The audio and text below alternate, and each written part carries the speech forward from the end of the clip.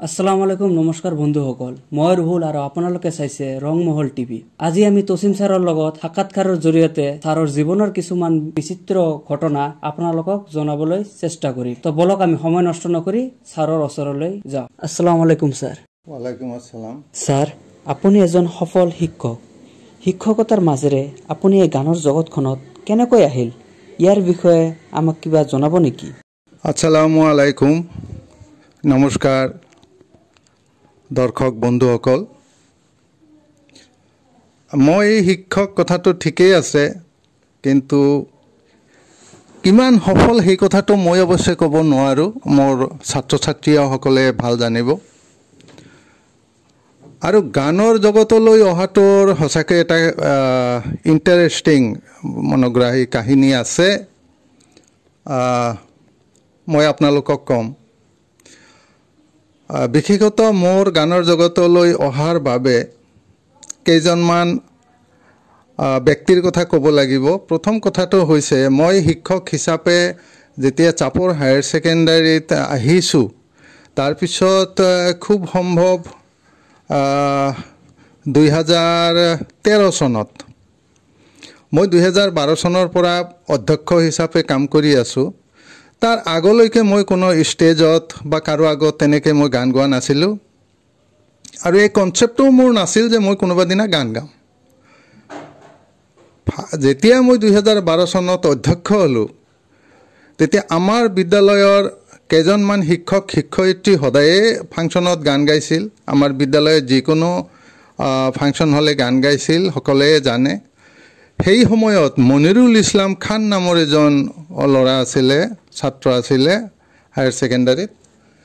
তেওঁ general secretary আছিলে। তেওঁ আহি ক'লে, বোলে ছাৰ আপুনি প্ৰিন্সিপাল হৈছে, আমি সকলোৰে গান শুনিম, কিন্তু আপুনি প্ৰিন্সিপাল হিচাপে আমাক গান শুনাব লাগিব। মই কৈছিলোঁ যে মইতো গান নাগাওঁ। বোলে আপুনি গান গাব নোৱাৰিলেও আমাৰ আনন্দৰ কাৰণে, আমাৰ ফূৰ্তিৰ কাৰণে আপুনি এটা গান গাব। তো মই ছাত্ৰ ছাত্ৰীসকলৰ ওচৰত সদায় দায়বদ্ধ আছিলোঁ, আৰু মই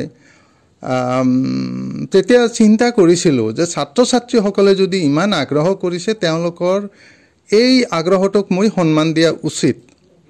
সেইকাৰণে মই সিদ্ধান্ত ল'লোঁ ঠিকেই, কিন্তু মই চিন্তাত পৰিলোঁ কি গান গাম।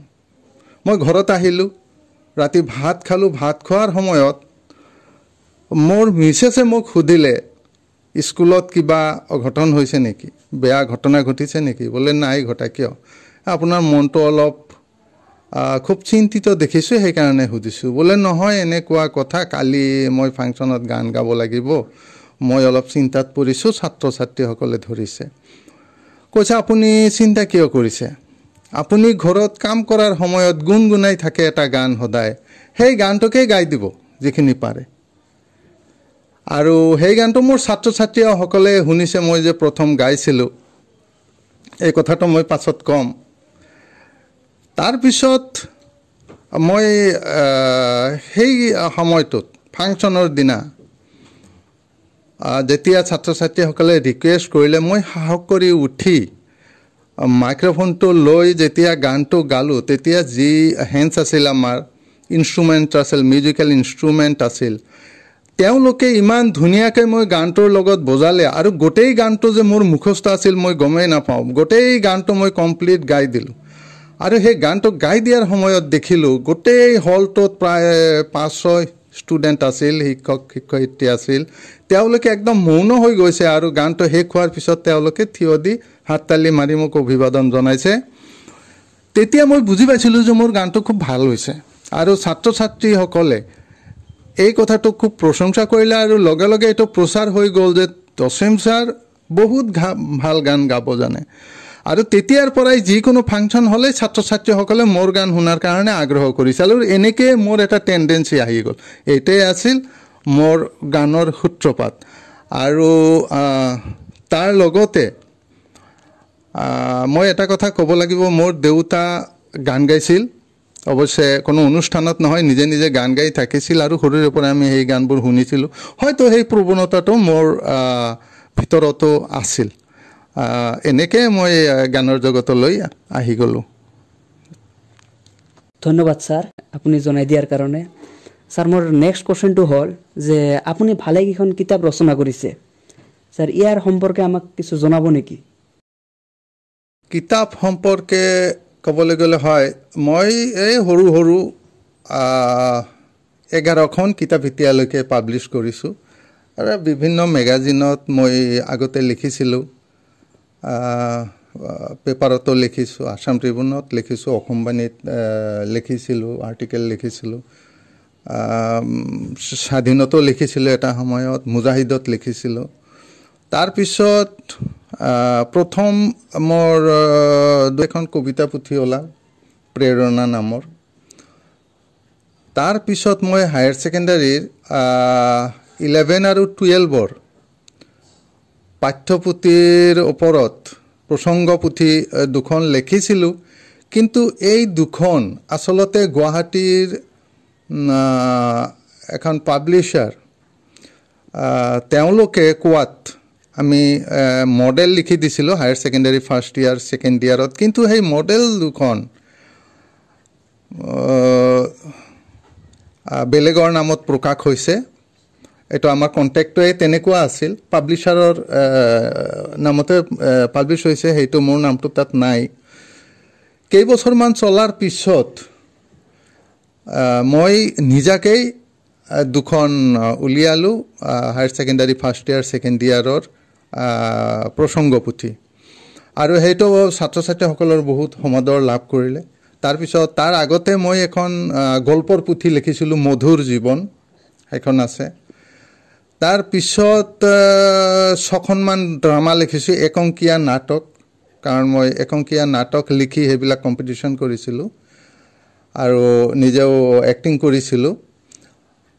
তাৰপিছত শেহতীয়াকৈ মাননীয় আমাৰ শ্ৰদ্ধাৰ জননেতা শৰৎচন্দ্ৰ সিংহ ডাঙৰীয়াৰ জীৱনৰ ওপৰত মোৰ ব্যক্তিগত অভিজ্ঞতাক অৱলম্বন কৰি মই এখন কিতাপ লিখিছোঁ, জননেতা শৰৎচন্দ্ৰ সিংহক মই কিয় শ্ৰদ্ধা কৰোঁ, আৰু সেই কিতাপখনে বহুত সমাদৰ লাভ কৰিছে। কিতাপখন আছে, এতিয়া চলি আছে। ধন্যবাদ স্যাৰ।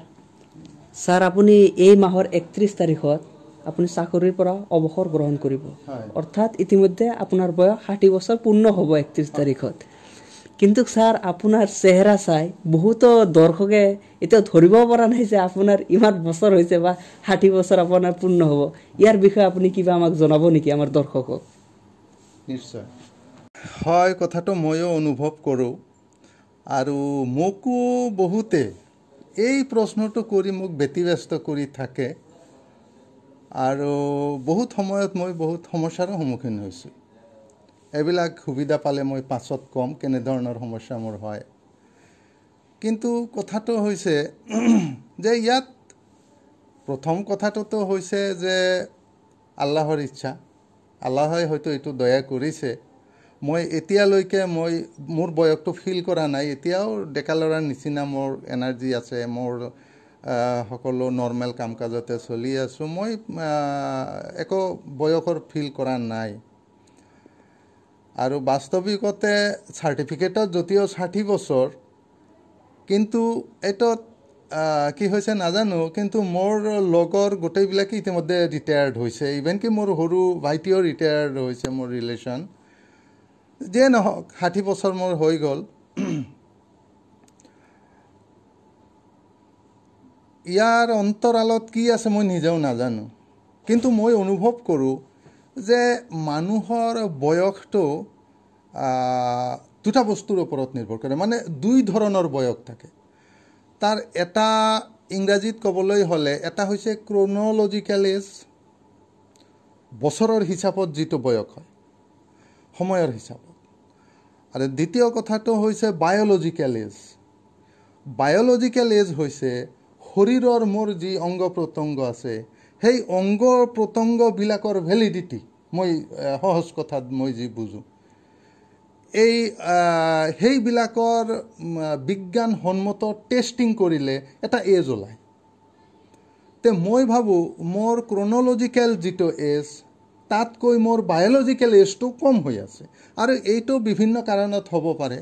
কাৰণ মই যি খাদ্য খাওঁ, মই বহুত লিমিটেড খাদ্য খাওঁ, যাতে মোৰ শৰীৰটো বাঢ়ি নাযায়, ৱেটটো বাঢ়ি নাযায়। মই 2005 চনৰ পৰা এতিয়ালৈকে মোৰ ৱেট 70 পৰা 72 কেজিৰ ভিতৰত ৰাখিছোঁ। ইয়াতকৈ কম বেছি আৰু হ'ব দিয়া নাই। মই সদায় সেইটোৰ প্ৰতি সজাগ আৰু মোৰ স্বাস্থ্যটোৰ প্ৰতি মই সদায় সজাগ।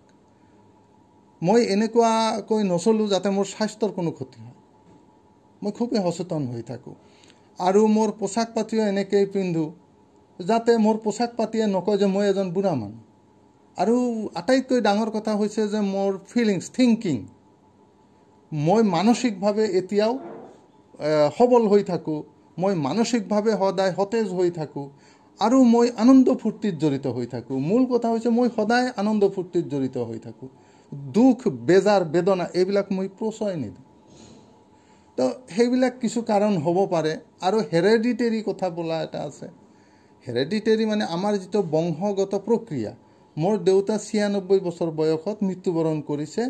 নৰ্মেল লাইফ আছিল, মৃত্যুৰ আগলৈকে নৰ্মেল লাইফ, নৰ্মেল খাদ্য, নৰ্মেল চাল চলন, নৰ্মেল তেওঁৰ ধ্যান ধাৰণা কথা বতৰা, তেওঁৰ দৃষ্টিশক্তি। তেওঁ চশমা পিন্ধা নাছিল। 96 বছৰ বয়সতো চশমা নোহোৱাকৈ তেওঁ লেখা পঢ়া কৰিছে, খোজকাঢ়ি ফুৰিছে, আঁঠুৰ অলপ বিষ আছিল।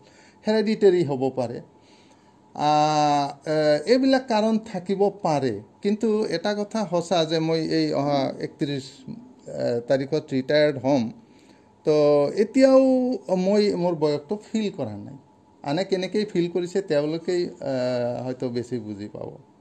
এই আৰু এইটো মই আল্লাহৰ এটা দান বুলি মই গ্ৰহণ কৰিছোঁ। স্যাৰ, কিছুমান দৰ্শকৰ অনুৰোধত আপোনাৰ নিতান্ত ব্যক্তিগত জীৱনৰ ওপৰত এটা প্ৰশ্ন কৰিব বিচাৰোঁ, যদি আপুনি বেয়া নাপায়। নাই নাই স্যার, কিছু কিছু মানুষের জীবনে ভালোবাসা চাওয়াটাই ভুল। এই গানটো যেতিয়া আপুনি ষ্টেজত গায় তেতিয়া আপুনি আবেগিক হৈ পৰে। স্যাৰ, এই গানটোৰ লগত আপোনাৰ কিবা সম্পৰ্ক আছে নেকি? আমাৰ দৰ্শকে বিৰাট ইচ্ছুক এই কোৱেশ্চনটোৰ উত্তৰ জানিবলৈ। হয়, সঁচাকৈ ক'বলৈ গ'লে প্ৰতিজন মানুহৰে জীৱনত বিভিন্ন ধৰণৰ কাহিনী থাকে আৰু সেইবোৰ পৰৱৰ্তী সময়ত যদি কোনো কথা, কোনো গান, কোনো চিনেমাৰ কাহিনী, কোনো নাটকৰ কাহিনী, কোনো গল্পৰ কাহিনী তাৰ লগত মিলি যায়, তেতিয়াই মানুহ আৱেগিক হৈ পৰে। হয়তো মোৰ অজানিতে তেনেকুৱা হ'ব পাৰে যে গানটো গাওঁতে সঁচাকৈ মই আৱেগিক হৈ পৰোঁ। এইটো হয়। আৰু সেইকাৰণে বহুত ক্ষেত্ৰত মই ক'ৰবাত ষ্টেজত উঠিলে বহুতে ৰিকুৱেষ্ট কৰে গানটো গাবৰ কাৰণে, কিন্তু পাৰে মানে মই গানটো গাব নিবিচাৰোঁ। আৰু মই যিমানেই গাব নিবিচাৰোঁ সিমানেই দৰ্শকে শ্ৰোতাই সেই গানটোকেই ৰিকুৱেষ্ট কৰে। গতিকে মই বাধ্য হৈ গাব লগা হয়। কথাটো তেনেকুৱা। ইয়াৰ বেছি হয়তো মই আজি বেছি নকওঁ, এইখিনিকে ক'লোঁ। স্যাৰ, এই গানটো দুটামান লাইন গাই দিব নেকি আমাৰ দৰ্শকৰ কাৰণে? মই প্ৰথম দুটামান লাইন গাই দিছোঁ।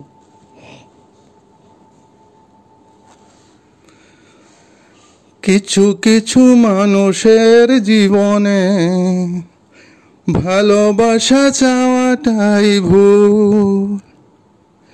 কিছু কিছু মানুষের জীবনে ভালোবাসা চাওয়াটাই ভুল। সারাটি জীবন ধারে দিতে হয় শুধু সেই ভুলের মাসুল। কিছু কিছু মানুষের জীবনে ভালোবাসা চাওয়াটাই ভুল। ধন্যবাদ। স্যার, এই গানটো ৰংমহল টিভিত স্যাৰ কেতিয়া প্ৰকাশ কৰিব বুলি আপুনি ভাবিছে?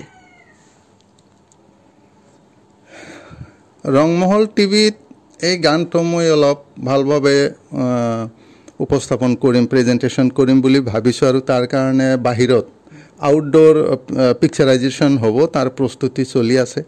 এই সপ্তাহৰ মানে এই যে আজিৰ পৰা সপ্তাহটো আৰম্ভ হ'ল, এই সপ্তাহৰ পিছৰ সপ্তাহত ৰংমহল টিভিত এইটো এটা নতুন ৰূপত দিম বুলি ভাবিছোঁ। তাৰ কাৰণে পিকচাৰাইজেশ্যন হৈ আছে। আৰু এই লকডাউনৰ কাৰণে আমি অলপ লেট হৈ আছোঁ, সুবিধা পোৱা নাই। এই সপ্তাহৰ পিছৰ সপ্তাহত দিম বুলি ভাবিছোঁ। স্যাৰ আপোনাৰ কেইজনমান ভিউৱাৰ্ছে কোশ্চেন কৰিছে, আশা কৰোঁ যাতে আপুনি কোশ্চেনবোৰ এনচাৰ দি দিয়ে। মই তাৰে ভিতৰত দুটামান কোশ্চেন বাছি লৈছোঁ, আপোনাৰ কোশ্চেনবোৰ কৈ আছোঁ। আব্দুৰ ৰহিম স্যাৰ তেওঁ কোশ্চেন কৰিছে যে টকা হৈছে তো তাই আল্লাহকে ভোলা যাবে না স্যাৰ, এইগুলো ঠিক নহয়। স্যাৰ এইটো এনচাৰ দিব লাগে আপোনাক। আব্দুর রহিম।